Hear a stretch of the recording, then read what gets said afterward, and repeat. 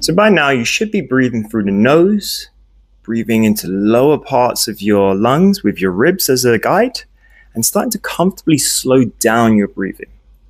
Next up, we're going to move on to something very powerful if done correctly, and this is making your breath very light. We can often use a lot of force in our breathing, but now I want you to practice breathing lighter than you normally would. It might help to think of a feather just under your nose that you don't want to disturb. That's the level of lightness that we want. It may also help to think of your breathing as falling into your nose rather than being forced in, and on the exhale, simply falling out without any major push.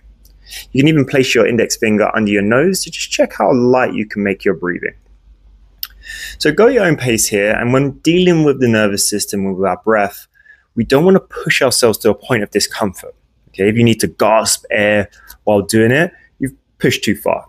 So it might feel a bit uncomfortable, but you should feel like you could stay in that state for hours if you needed to, rather than just tolerating it for a very short time. Over time, you'll be able to make your breathing lighter and lighter. And all of this training today has been about building you up to this point where you can begin to build your tolerance to CO2. So when our breathing slows down, our body starts to experience and find comfort in higher CO2 levels. And higher CO2 levels, as you mentioned, is great for the body longer term.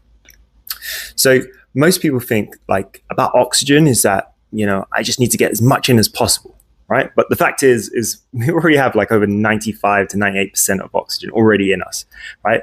The problem lies in releasing this oxygen. And this is where CO2 comes in, okay? When CO2 levels are at a higher state, our body releases oxygen more readily into the cells.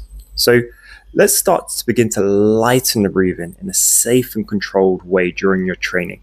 And when our body becomes familiar with this light breathing, it becomes more and more comfortable in these higher CO2 states. Okay, so make sure you practice today.